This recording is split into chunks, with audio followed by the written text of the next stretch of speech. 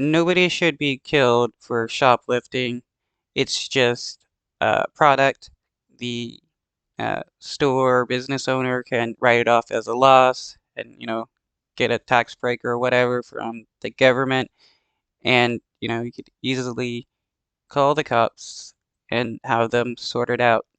Or just, well, Final moments captured by a Walgreens surveillance camera. In less than a minute, one of the people you see here will pull a gun. The other will be shot. We're seeing this for the first time because today the San oh, wow, he was so quick, the violence there, what she shoves into him, and he just starts just punching her in the face and slamming her to the ground. This dude has some serious issues, and he shouldn't have been a security guard nor have a gun.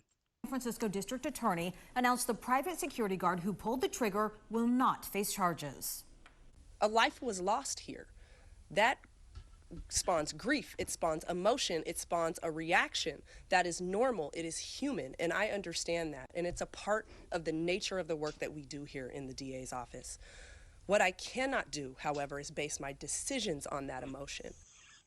Good evening, I'm Ama Dates. And I'm Dan Ashley. Thanks so much for joining us. Tonight's top story is difficult. As you heard District Attorney Brooke Jenkins say, this is about the loss of life. It's also about our justice system and the decision not to bring charges in this case. For the first time today, we're seeing what happened in those fateful moments at a San Francisco Walgreens on Market Street on the evening of April 27th. And we're hearing from the security guard who fired the deadly shot against a suspected shoplifter after a struggle. ABC 7 News reporter Melanie Woodrow is in the newsroom to explain the evidence in this case. Melanie? Dan and Alma, as part of the announcement, the DA's office publicly released a comprehensive report on its website, including witness statements, a police interview with the security guard, redacted police report, and surveillance video. Today, District Attorney Brooke Jenkins encouraged people to consider all of the evidence as her office has and not to view the video alone. In an unusual move, the San Francisco District Attorney's Office publicly released evidence in the shooting death of Banco Brown inside a Walgreens last month. In his interview with SFPD, security guard Michael Earl Wayne Anthony said he felt his life was in danger. The whole time we were wrestling, she was saying that she was going to stab me. And that's what really put the fear in my heart. She walked towards the door, but then she turned around and advanced back towards me. And that's when I already had my weapon drawn. Okay, but did you see a knife? Did she have a knife on her? Because when it looks like she's exiting towards the door, she grabs the bag. There's nothing in her other hand after she grabs her bag, and when she turns around, you can see that there's nothing in her hand. And when she moved towards me, that's when I fired one shot. Okay.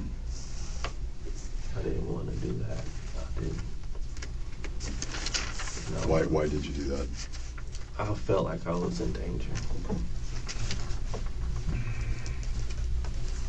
I felt like I was going to be stabbed. I didn't know what to expect after the hostility. He was being more hostile and violent than she was.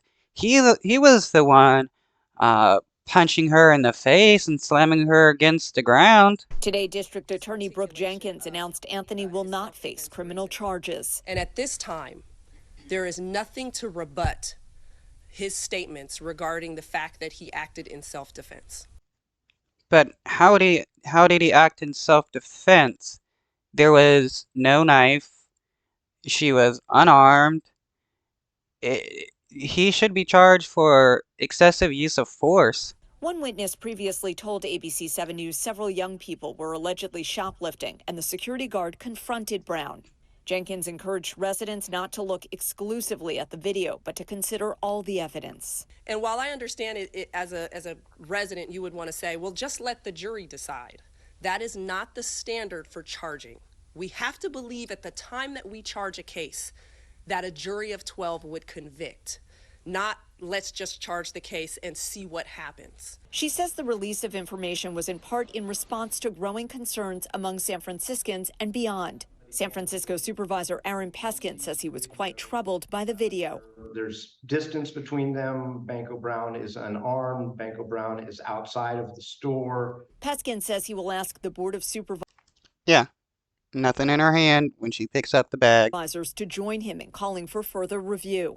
I am And yeah, she does do a feint towards them, but then she starts backing away, and he still shoots her. personally asking both California's Attorney General as well as the United States Department of Justice to review the evidence in this case. This is not who we are.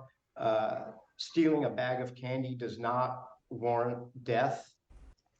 Though for some people, they think so because, hey, if you steal, even 1 cent from the capitalist, you have to die.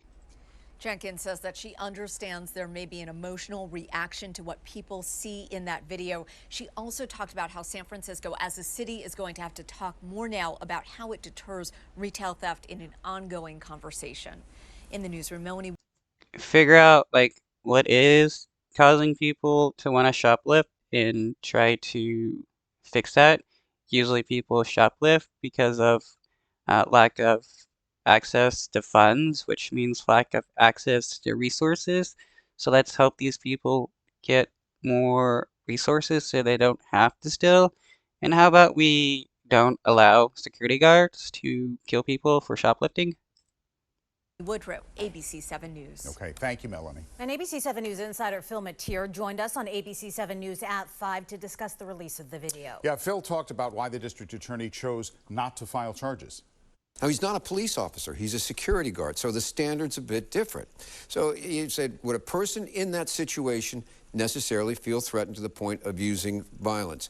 And she said it was an open question and wasn't clear to charge. So it's a... Oh, yeah, but I mean, he used excessive force, and so that's obviously not self-defense whatsoever. She didn't have a knife. They said she was unarmed. controversial decision. Let's not get away from that. It is. And seeing the video is probably going to be controversial as well. As she said, it's not going to clear anything up. In this case, it's the video. There's no audio of a threat. No knife was found. So we're looking at those famous videos that we see all the time and making a decision. Only now Jenkins changed it a little bit because she said, I want you to look at all the evidence. She released everything she had, not just the video. Said, let's look at the whole story. Yeah, that dude was being excessively violent with her. Yeah, and why? I mean, just because she said I'm gonna stab you, doesn't mean he can shoot her. If there's no knife, she doesn't pull out a knife or anything, then she's not actually a threat. And you could see how easy it was for him to throw her around and stuff. She was less of a threat to him than he was to her.